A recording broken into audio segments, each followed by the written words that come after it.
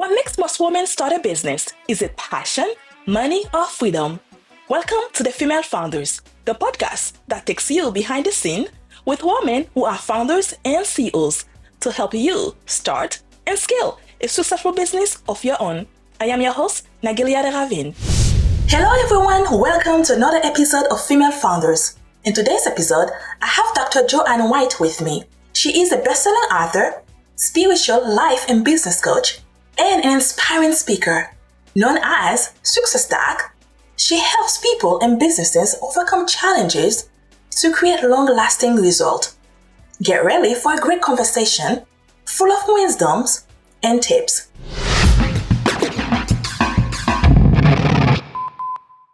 Good morning, Dr. White. It's such an honor to speak with you today. So what inspired you to start your work as a life, spiritual, and business coach? Well, first, thank you for having me. I'm so appreciative. It's my pleasure. But can you tell us what inspired you to start your work as a life and spiritual and business coach? Surely. When I was younger, I had some of my own problems. I'm neurodivergent, so my brain works differently than a lot of people. And they didn't use that terminology when I was growing up, but I was looked at by teachers because I did what was called mirror writing, which basically, and I didn't know I was doing that, but basically the only way that the teachers could read it was literally to hold it up to a mirror because it was backwards. So they thought, okay, you're messed up. You're never going to amount to anything. You're never going to be able to do anything. And what happened was I took that on as my own belief system. So that was really difficult because then I didn't believe in myself, and I would have instantaneous thoughts in my brain that would say, "What's wrong with you, Joanne? You can't do this. You can't do that. You can't walk. You can't wash a dish. You can't." And it was so immobilizing that I felt totally incompetent. And I had to figure out ways, and I did a lot of studying and looked at a lot of alternative ways to help myself. Because what happens is that information in your brain, if you start taking it on, and sometimes it's unconscious, you start believing it as true. And then the mind just utilizes that consistently and gives you that information. So it took a lot of work and a lot of learning different techniques and ways to help that process in my brain stop. And when I was able to do that, because now my mind is so peaceful, it's not always beating me up, barraging me.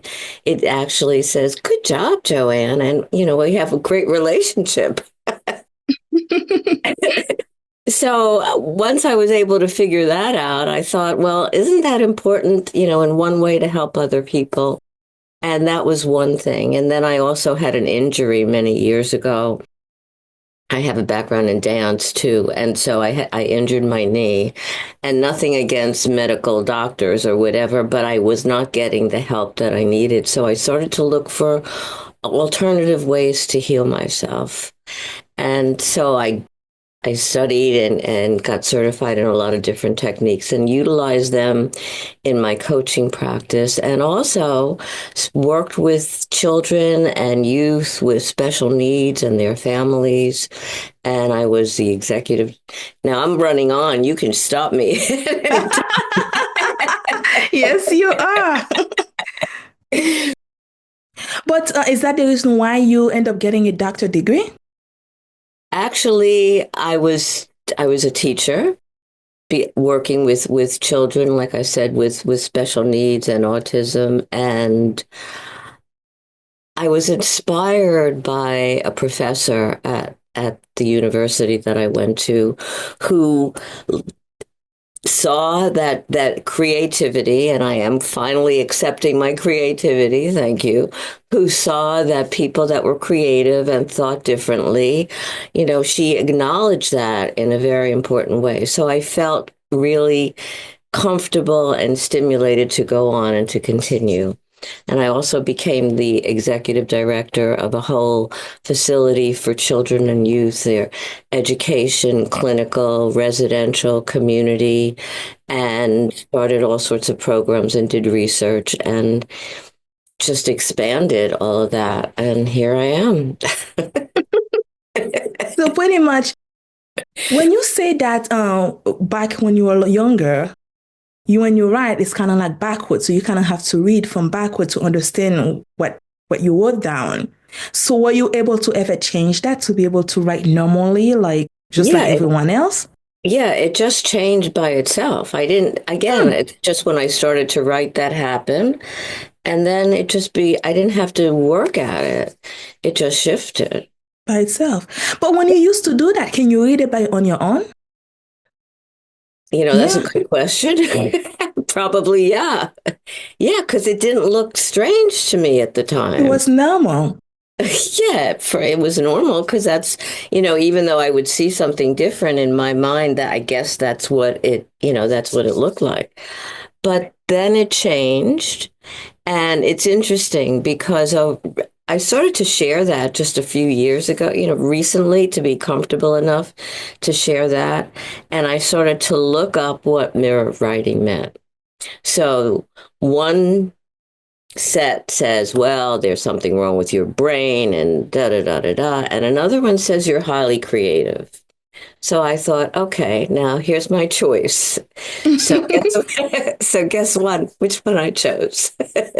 Get creative. Yeah, That's what I would have chosen. right. Because I write and I dance and I'm playful and I help people in many really different Yeah. ways. And I'm also an intuitive and an empath. I can actually feel and sense what's going on with people. I'll tell you a story if you don't Hmm. mind.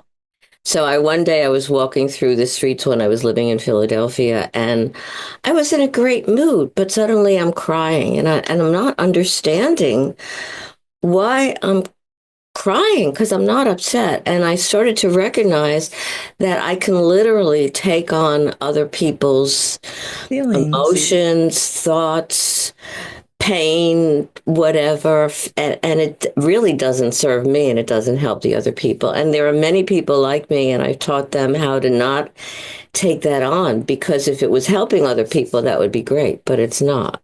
Yeah. And it's not helping us to, if somebody has a physical pain, to suddenly feel, oh, my back hurts. But where'd that come from? Yeah, it's kind of like strange. Your emotion just changed within a second by itself. Yeah. I was doing a workshop, a seminar for women, and the person next to me might have been having I was talking and I started to have pain in my throat and I started to feel very uncomfortable and nasal. I had trouble breathing. And when it was over, I said to her, there's something really not going on right with your respiratory system. She said, Joanne, I almost didn't come here today. My asthma was so bad. So I literally took that on. But that again, so now I teach people how not to take it on. You have to be careful because again, it doesn't do any good for you or for the other person. But I'm very curious how you are not gonna be able to not take that on because it seems like your body is doing it by itself. Well, I remind my body to not take on anything that doesn't serve me or to release it. And I do a little bit of an exercise that I've taught people how to do so that that they can be clear of that. And it's not like other people are intentionally pushing that stuff at you. It's just that we're picking it up. So that's one of the things that I do with people Okay. who are like that. But what did you choose? I mean, like, why did you choose to focus on life, spiritual, and business coaching? How do these areas intersect in your work? And I mean, like, how do you put them three together? Well, when I was an executive director for at Bancroft for Children and Youth Services, I told you that very comprehensive program. I worked with people who were hired. I work with the trainees, the counselors, and I work with the president of the company. So I was understanding what was going on with them, and also work with the leaders, and would have periodic, like, weekly and monthly meetings to help them grow their, not only the people that they were serving, but also the staff. And I did a lot of work, and I've also went into other companies and have done staff training and other kinds of training. And I've also helped people. I've worked with some people who they wanted to start their own business, or they wanted to move out of corporate into something else, but they didn't have the confidence to do so Mm, and needed that. So that was one area to begin to work with. So, and the other, the spiritual, I've always been spiritual. Some of those messages that I get are, and not everybody wants business, not everybody wants right. spiritual, but again, I can do all of them, and I love the work. I love helping people. I believe I'm here to serve. It's a And passion.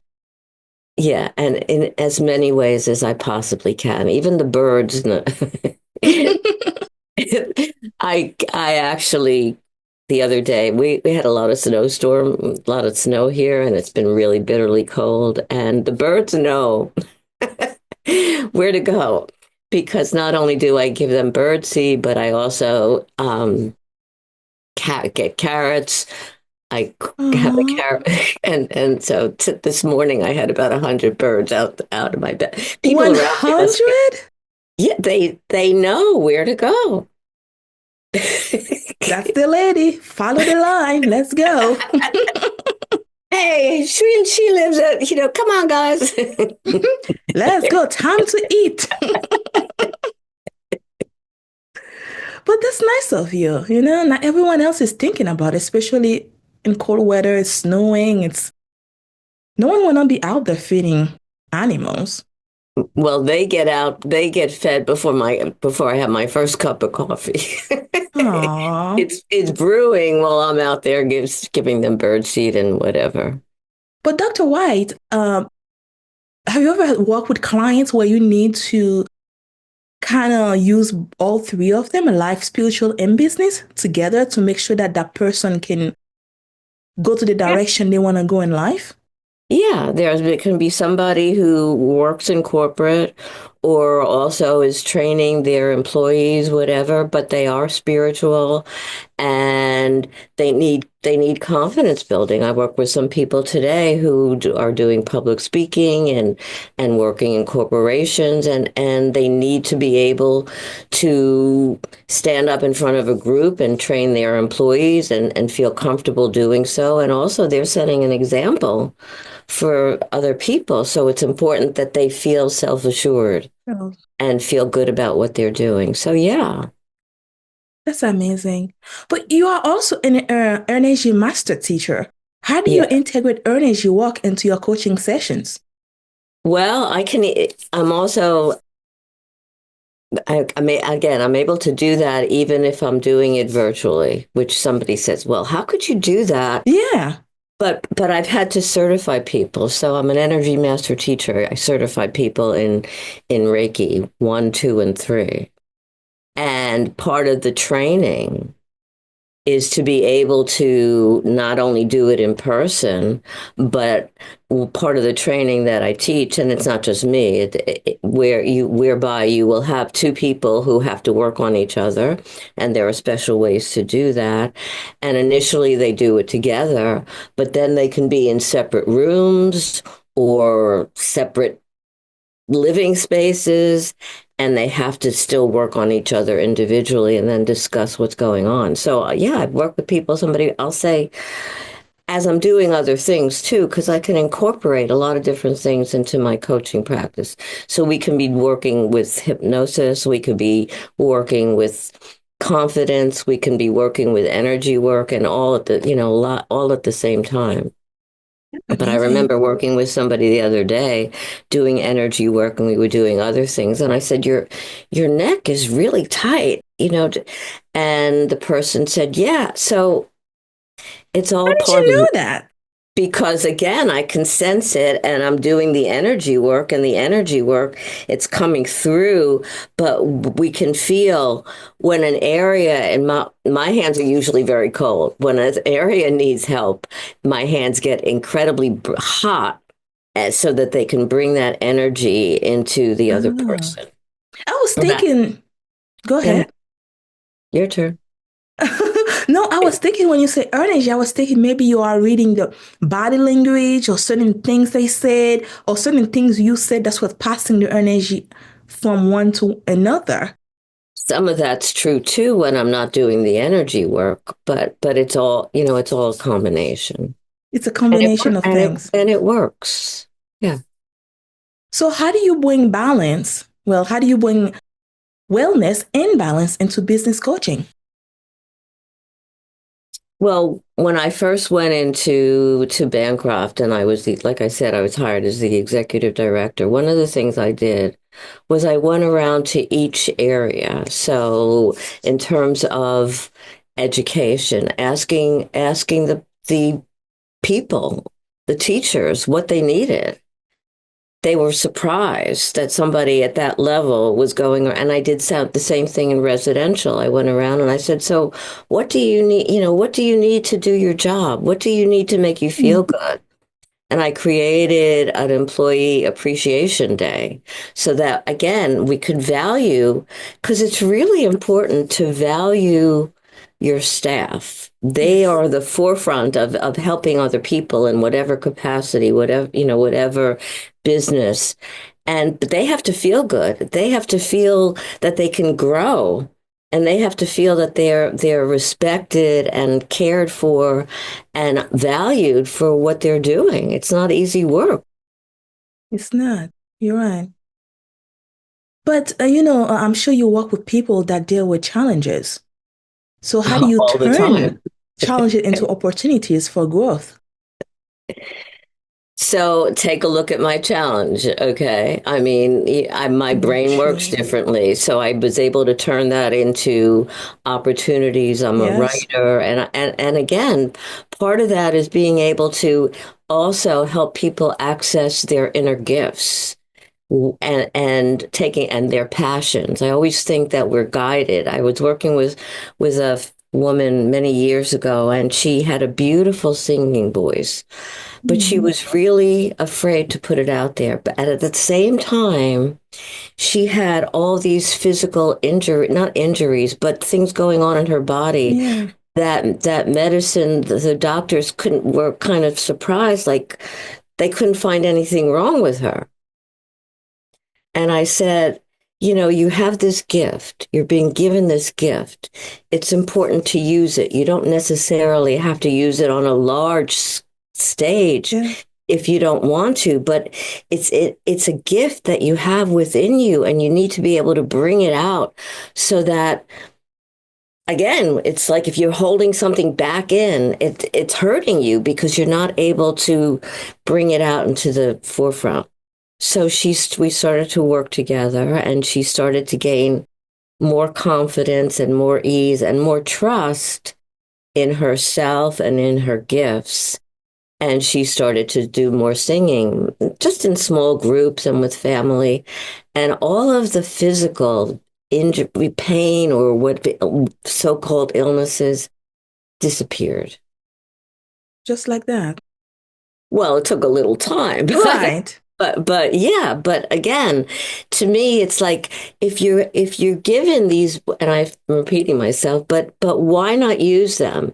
Yes, we have fear. I do a lot of public speaking, and I'm a little nervous about it, and I always say that fear and excitement are two sides to a coin, because sometimes when we're fearful, we get our heart starts beating faster, our hands could get cold or sweaty, or whatever it is, and the same symptoms can happen when you're excited. Excited. And so why not utilize that? One day I was doing a presentation for a group of about 100, 200 women, and I was nervous.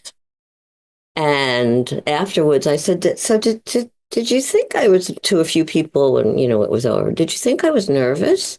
That's how I got this. They said, no, we just felt the excitement. Meant. So Huh. utilize that nervousness and put it out there, and nobody knows the difference except you.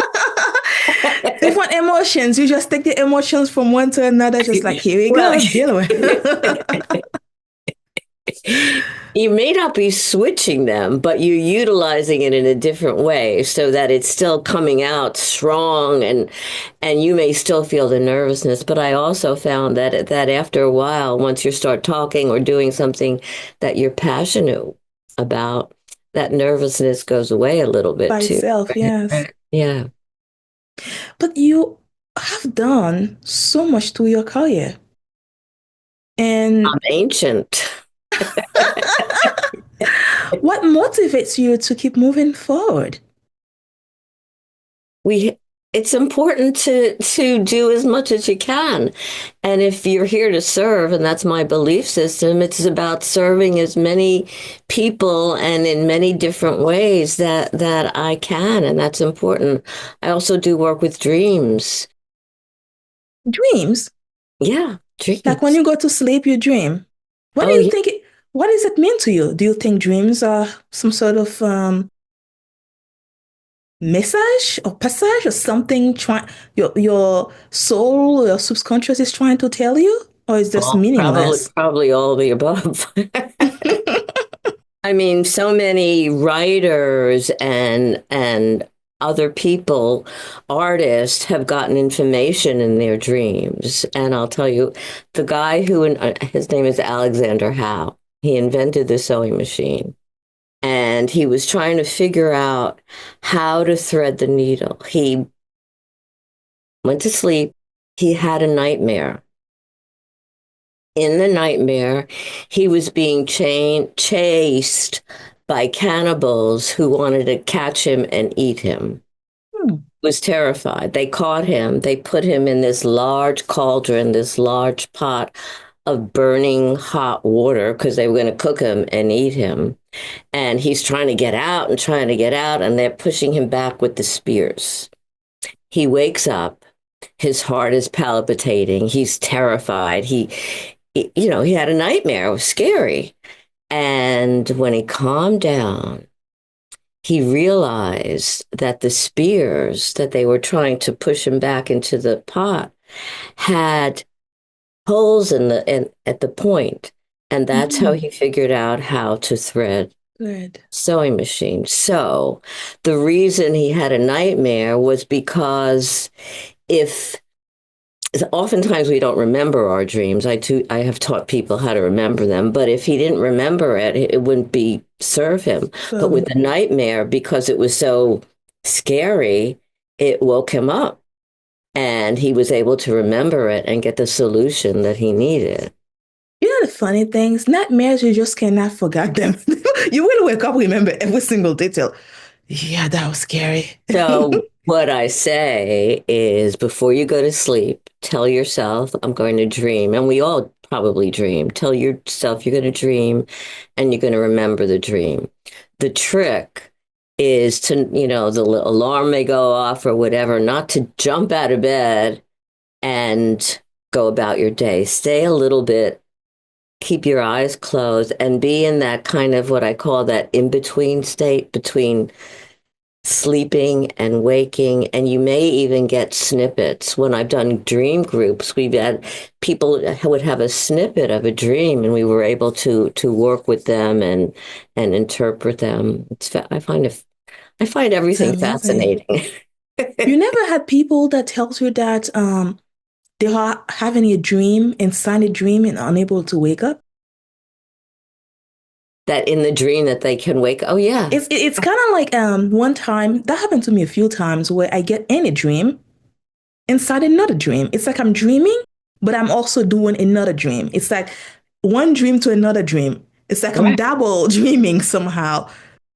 Well, we probably have more than one dream per night, right? And so there's nothing wrong with that. And I think again, it's maybe one day you and I can work on some of your dreams.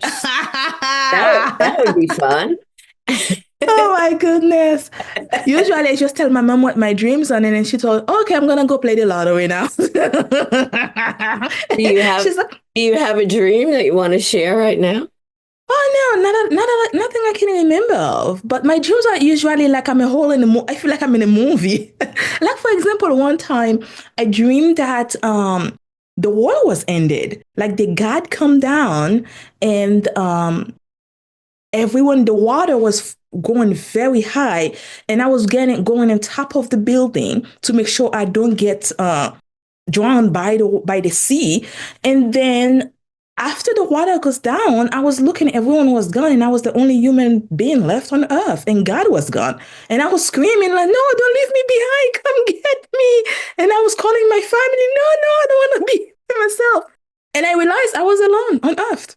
So my question would be, what was going on in your life at the time?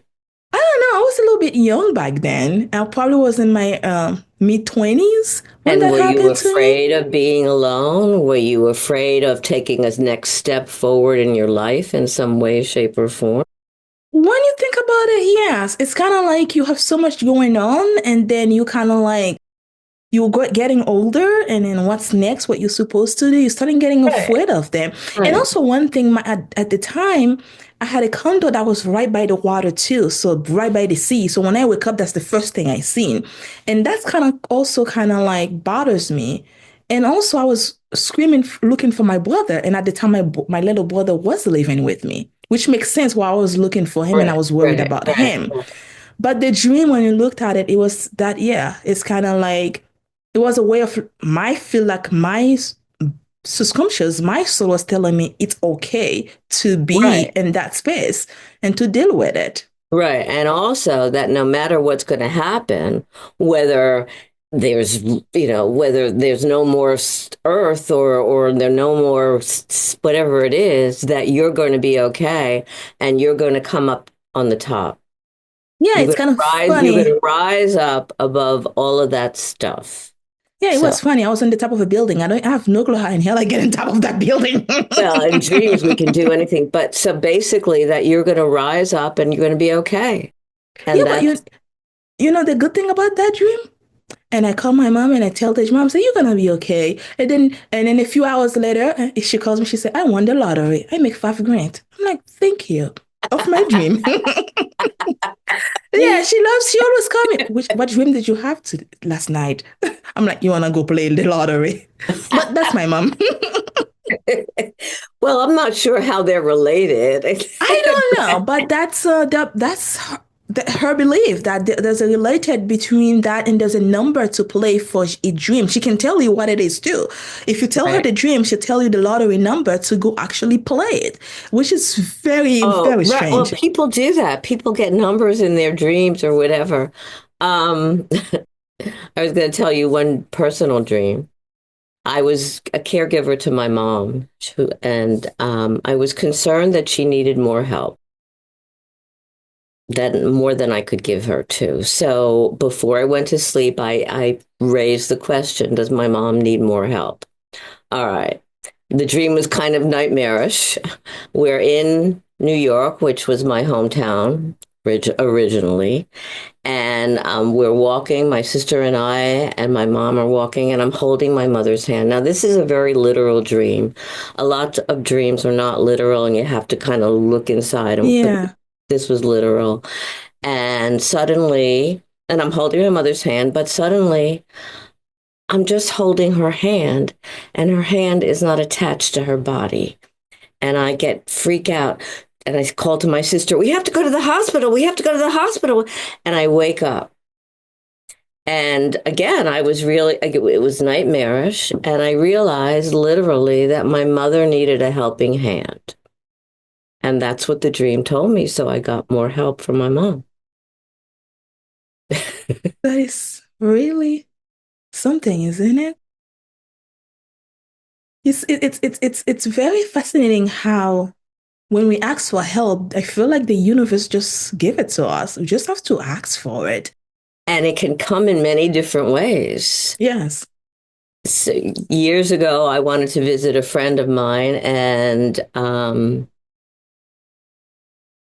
it was going to storm, and I had to actually go across a bridge to visit my friend, and I wasn't sure, but I posed the question in my head. And as I was walking, and my friend's name was Ben, okay, he's deceased now, but and this was a long time ago.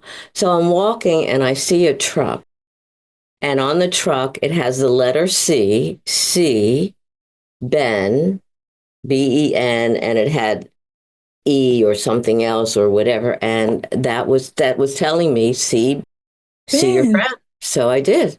And nothing happened. I was fine in the storm. You have to, here's the thing, and this is important. Many people don't pay attention to the messages they get, and you really have to differentiate. And I teach people how to do that too, between what's the fear or what's the negativity that goes on in your head, or what's really your inner guidance teaching you or giving you information. Yeah. But And do we you all have that Yes, we do. ability. And something that's really weird that happened to me once, and I was going to cross the street, and then just like that, as I stepped to go cross it, something just put the hands right here. Right. And I stopped and I look behind, there's no one there. And that car just hit the other one. So if I crossed the street, I would get in the middle of it and I would have been crushed in the middle of these two cars. Exactly. Something stopped me. Just the hands go into my shelter. And I'm like, I look around, I'm like, I'm alone, no one here. And the boom, the cars. I'm like, okay, what just happened? You were supported, which a beautiful way. I had something similar. I actually, well, this I fell down a flight of stairs a few years ago, and I had a TBI, traumatic brain injury, and it took a long time to heal. I'm now happy I can talk and think and be here because it was not that way for a while. And my doctor had told me that I needed to start walking. So I remember I was walking and I was in a lot of pain and thinking, I don't know if I can do this or whatever. I was really down. Was a voice, a male voice in my head, whether it was a guide or God or I don't know what it was, that said, I got you. And the tears started to flow down my face. But I knew at that moment that no matter what, I might cry right now, but no matter what, I was going to be okay. And that helped me. That helped me be able to recognize, okay, okay, so this is a difficult time, and we all have difficult times, we all have challenges, Yes, but we can get through them. it will not last forever. Eventually, something will change. And I think that we just need to be connected. And I think that's something that takes me a while. And it didn't take me until I was in my late 20s to realize that I needed to be connected with the universe itself, with Earth. I need to be connected to where I was from, my planet, and nature. I needed to be connected to everything around me. And it's not just me in this world. There's other things, and I was Right. born from it. The dirt that you see in the ground, at one point of time, I come from something. The universe gave birth to us somehow, and I needed to be a part of that again because I feel like we are all connected to it, regardless if you go to church or not, whatever you do with your life. But you need to find a way to be connected to where you're from, and that was me. I needed to find that, and the moment that I find that, I get to appreciate life in a whole different level that you can ever think of. No matter what you hit me with, it bothers me, but it doesn't bother me in a way that I'm gonna do something bad or I'm gonna react to something. I get to pose myself, said, the universe will never hit me with this if the universe think that I couldn't handle it. Right. So I'm okay. And that's beautiful because we are connected, and it's important to recognize that we're all here together. And again, that's why I believe I'm here to serve, and we're all here to serve in ways, shape, or form, even if it's somebody that beautifully picks up your trash. I mean, Yes. everybody needs to be honored for what, and respected for what they're doing. And when you recognize that, like you did beautifully, that you're not alone, that there's so much around you that supports you. I mean, the earth, the trees, we get food. How, if we didn't have all of that, how would we eat? How would we take care of ourselves? That's why I That's take true. care of the birds and the squirrels and the pig. You gotta help them move on because you know what? They need to go give birth to the next generation. That's how it is, right? They don't leave long, but the purpose is very important on Earth. The people don't realize it. It's like my son is really into animals, and he was teaching me about the butterflies, how short their lives are. And then they just travel from one location to another one just to do one thing, to make sure that they give birth to the next generation and they die just right there. And it's amazing to see that their life is so short and they are doing a very important job. Yes, they are. And they're spreading beauty and light. And there's a great story about the caterpillar that turns into a butterfly. And the story, it's true, but the caterpillar starts actually feeling really uncomfortable, like in its own skin. And basically what's happening is butterfly cells, the DNA of the caterpillar is totally changing, and caterpillar cells are beginning to change into butterfly cells. And the caterpillar feels that it's an enemy, and it begins to secrete this kind of liquid, whatever, to fight it. But what happens is that liquid is actually helping the butterfly cells grow and produce more butterfly cells, and they're called imaginal cells, imagination, right? That we so eventually all of the cells turn into butterfly cells, and the butterfly comes out of its cocoon upside down. Beautiful.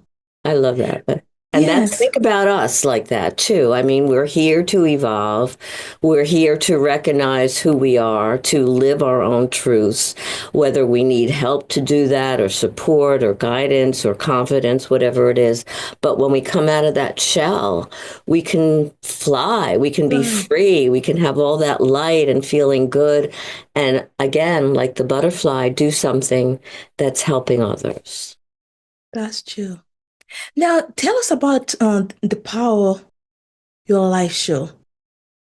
Oh, okay. So I actually, it's in a little bit of hiatus right now because I'm trying to figure out what network to be on and whether I want to do TV or back into radio or whatever. But I've been doing it for years. I love interviewing people and helping them shine and bring out their beauty, again, to teach people and to share. And that's important. It's a way of, again, celebrating others, helping others learn from people that are, that are on the show. And that's important to me. Yes, it is. But you also a bestseller and award-winning author. So what inspired you to share your voice and ideas through writing? I've been writing since I've been really young. I even wrote when I was younger, Heinz ketchup. I was in love with Heinz ketchup. And I entered a contest for why I love Heinz ketchup. I don't know how old I was, but I was really young. Obviously, I didn't win. But the point is, I could write about anything, and I love writing, and writing also just flows through me. But what type of books do you write? Well, I've been in a lot of anthologies. There's one right now that's coming out that's not out yet. I just wrote a chapter, and the book is about joy. Hmm. And I wrote a chapter about how we access the joy within us, and because joy is within us, we it's not always external. And what's really important. And I've written other kinds of books, More Heaven, because every child is special. Even though it's fiction, it's based on my experience of working with kids with special needs. Many children with autism and special needs many years ago were not allowed in public school or were kicked out. They didn't know how to teach them or what to do. And so basically, many school districts could say, well, we can't help them. We don't know what to do. And then the law came out and said, wait a minute, we're giving you money you're going to have to find some way. So I was hired as the first teacher in the Philadelphia school system. I was teaching special education before, but this was a new program for many kids who were not accepted or kicked out, like I said earlier. And I was hired as the first teacher to open up a class like that. The first little girl, they sent in a taxi because they were afraid that she was going to hurt other kids on the school bus. Huh? Exactly. She actually was attacked one day later on when she was going to school on a bus finally. She was attacked at the bus stop. So the perceptions that we have of people who are different, we're not familiar with somebody that's different, so we can think evil things and not recognize that, again, what you and I were talking about, that we all are are related in some way. We all, we need to come together. And so I opened up that first class in Philadelphia. And then we opened up after 2 years after, we opened up two more classes in the school. But that's not the only thing you have done. You also been a voice for anti-bullying and also people with autisms. Well, Yes. what drew you to these causes? I know that at the beginning of your life, you have a little bit of issue when it's come to writing, but there's something else behind it that makes you want to be the voice?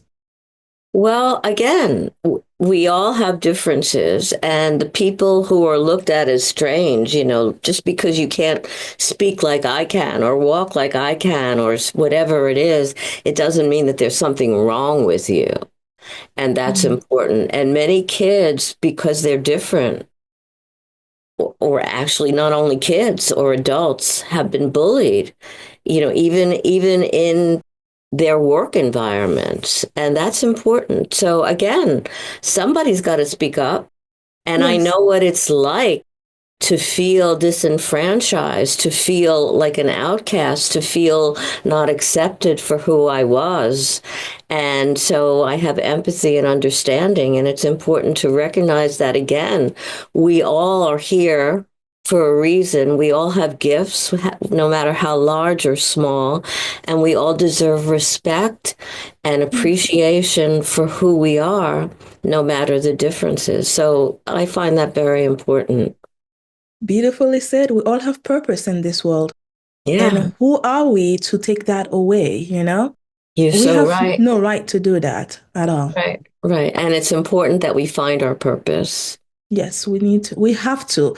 And I think that some of us don't find that purpose until the last minute. But if you're suffering trying to find that purpose, sometimes we just take too much. And sometimes the purpose is right in front of us. We just overthinking it. We just can't realize it. Just stop thinking, just stop thinking for a moment and look around you and you'll find it. Some people have trouble stopping to think because the mind can, but that doesn't mean we can't do that because I actually help people do that. It's like change the narrative in your brain, change that brain that's saying, The so brain that has a lot of energy. What can I say?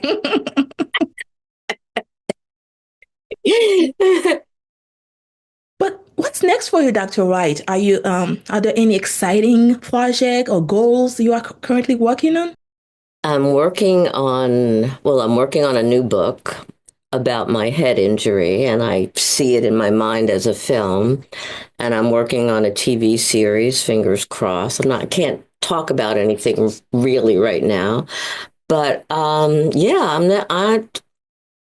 People You are a say, busy woman. when are you going to retire? What? Is Retire? that something? Why?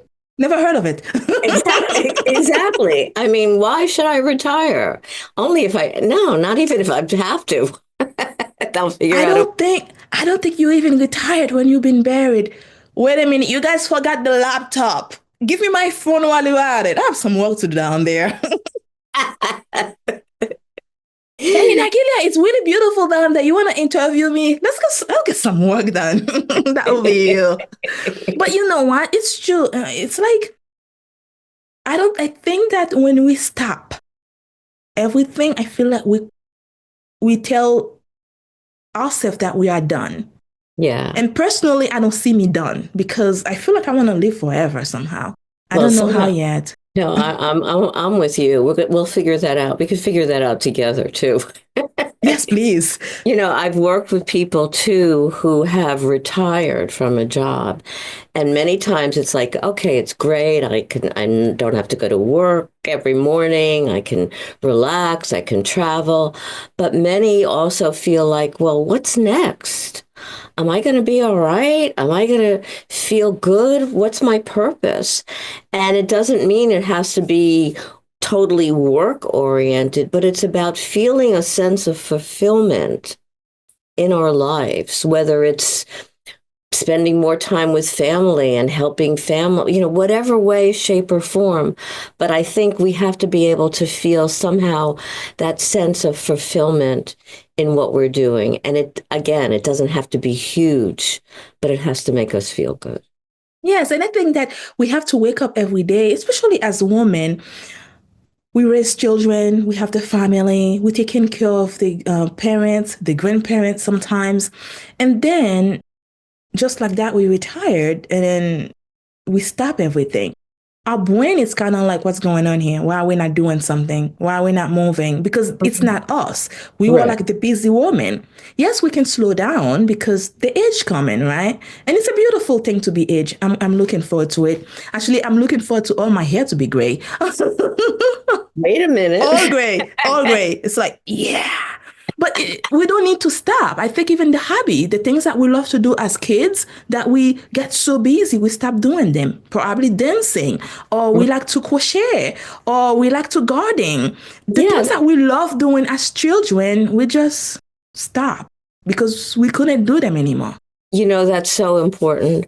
And it can be anything. I wrote a chapter in a book many years ago on creative aging because there are many people who, after they retire, they find another way of helping or another something to do that they feel really satisfied about and really good about. And it's wonderful. So, yeah. But again, it's important to feel good about who you are. And many people, whether it's because they've been told things from other people, from family, or been compared, many people compare themselves to other people. Especially, we've been told you have to look a certain way, you have to be Yes. this kind of weight or this kind of, body or whatever, especially for females. And I always say, there's always going to be someone more beautiful, brighter, funnier or whatever. But so what? I mean, if we continue to compare ourselves, then we're not recognizing or honoring the gifts and the specialness that we have and that we're here to show and to shine to Yeah. others. So, what's one piece of advice would you like to leave with listeners about creating success and finding purpose? Start believing in yourself. Despite the naysayers, despite what other people have said, really take a look at who you are, honor yourself, recognize that some of the passion, that the things that you are thinking about may be gifts that are within you to begin to birth, to begin to bring out into, more conscious form. And that's important. But most of all, recognize that you have something to offer. Again, it doesn't have to be large, and that you are precious and you need to be able to honor yourself, respect yourself, learn how to trust yourself, and feel good about who you are and the you that you're always becoming. I think we're always on a journey that hopefully we're continuously learning and growing. And I'm going to do that until the day I die and maybe even after. So, Who knows? And how can anyone reach out to you for coaching? okay. So, there's a phone number. I don't know if you'll be putting that up there, and also my email address. I'm also on it's social media. They can reach out to me there, but I love helping people and I love serving. And so I will always respond to people. And that's important. Well, thank you so much, Dr. White, for giving me that chance to have this conversation with you and for sharing your knowledge with us. And also for open up about your early life because it's sometimes it's hard to do that. Not everyone capable of talking about themselves, what happened. And sometimes also we feel embarrassed by it too. But the way you have to look at it is the fact that that experience can change somebody else's life. And when somebody else listens to it, if you are capable of standing for yourself, so do I. I can do that too. It's not impossible. So when you tell your story, you're changing someone else's life. And that's important. And you said that so beautifully. That is so true. And again, it took courage to finally be able to share that, but it's important. And I want to make sure I'm pronouncing your name right. Ailya. Did I get it Nagelia. right? Yes, Yeah. you are a beautiful, precious soul, and you have an incredible smile. So that smile helps people too. Thank you for listening to Female Founders Podcast. That's it for this week's episode. Be sure to follow us on your favorite podcast app or connect with us on womel.com so that you don't miss our next episode. See you next time. Bye for now.